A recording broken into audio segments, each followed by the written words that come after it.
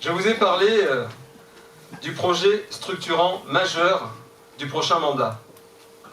Je vous ai même dit qu'il y aurait un conseiller municipal spécifiquement chargé de la réalisation de ce projet. Vous voyez de quoi je parle? De la salle de spectacle, bien évidemment. Alors cette salle de spectacle, nous l'imaginons à Lara, dans le périmètre de ce site Morel dont on parlait déjà tout à l'heure. Alors pourquoi à cet emplacement-là? D'abord parce qu'il faut qu'elle soit proche du cœur de ville. On doit pouvoir cheminer facilement à pied entre les principaux bars et restaurants de la ville et la salle de spectacle. Il faut qu'elle soit visible. On peut aller voir un spectacle parce qu'on l'a programmé depuis longtemps, mais on peut aussi aller voir un spectacle sur un coup de cœur, juste parce qu'on a vu la programmation affichée sur la façade de la salle en passant en voiture. Il faut qu'elle ait un parking également à proximité immédiate. Dans ce secteur, elle bénéficiera utilement du parking de la future gare routière. Un parking qui pourra être donc mutualisé dans son investissement initial et dans son coût d'exploitation. On l'utilise pour prendre le bus dans la journée, mais le soir et le week-end, on l'utilise pour aller au spectacle. Il faut également qu'elle soit sur un grand axe de circulation. En général, l'arrivée des spectateurs se fait un petit peu étalée dans le temps, sur une demi-heure, 3/4 d'heure. Mais quand le spectacle est fini, tout le monde part en même temps. Et il ne s'agit pas de provoquer un embouteillage ou un blocage de certaines voies, ce qui pourrait être le cas si cette salle était en plein centre-ville. Il faut aussi que des gros véhicules puissent accéder à la salle. Des camions, pour la livraison des décors, pour du théâtre ou des concerts, ou encore des bus pour les spectateurs ciblés, je pense à des écoles ou à des maisons de retraite. Voilà une synergie supplémentaire encore avec la gare multimodale qui permettra d'accueillir ces bus et ces camions. Et enfin, il ne faut pas que cette salle dénature l'environnement, mais bien au contraire, qu'elle contribue à son amélioration. Elle sera l'occasion d'un aménagement végétalisé permanent, avec un point d'eau central du rond-point Maréchal Juin. Nous imaginons une salle semi-enterrée, c'est-à-dire qu'on rentrera dans le hall d'accueil, et puis on passera des portes qui accèdent à la salle elle-même, mais on arrivera par le haut de la salle. Et donc, ce sera un bâtiment qui sera éventuellement en R+1, parce que les bureaux administratifs seront à l'étage, mais pas plus. Alors, quel sera son dimensionnement? Bon, cela reste évidemment à étudier par des spécialistes, mais notre idée de la question est qu'une salle de 300 places assises, avec des sièges rétractables, pouvant accueillir 600 personnes debout, semble une bonne jauge pour Vence. Alors où va-t-elle se situer exactement dans ce secteur?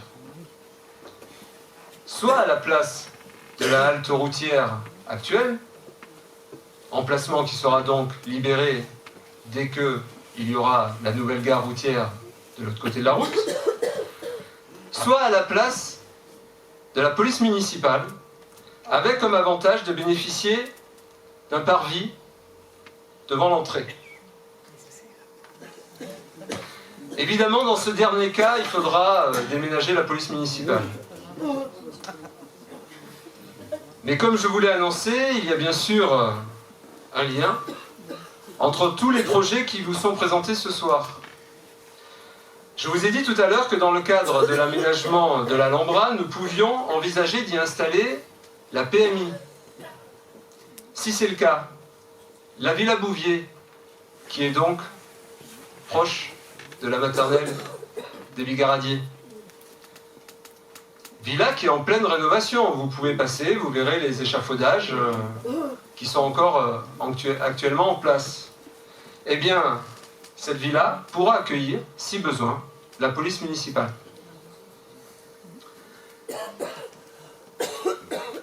Alors,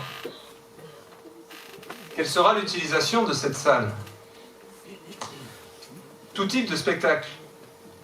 Des concerts, de la variété au classique, en configuration assis ou debout, du théâtre, du comique, de la danse, des spectacles pour enfants, etc., etc. Mais aussi, c'est là que se passeront nos traditionnels galas de danse ou de karaté. Et nous pouvons également imaginer accueillir de petits congrès dans cette salle. Autant d'activités à retombées économiques pour Vence, pour nos hôtels, nos restaurants, nos commerces. Parce qu'au-delà de sa fonction première de lieu de spectacle ou de congrès, cette salle est bien sûr un nouveau vecteur de rayonnement pour Vence, sur les communes du pays vensois et bien au-delà.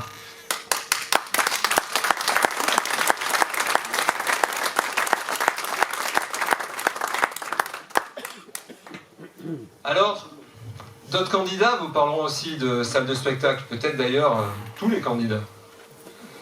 Une candidate a déjà parlé d'auditorium, qu'elle positionne sur les terrains Passeron, en face du centre Leclerc. Alors au-delà du terme auditorium, qui me paraît un petit peu restrictif, mais bon, quand on appelle une permanence électorale une agora, on va parler d'un auditorium.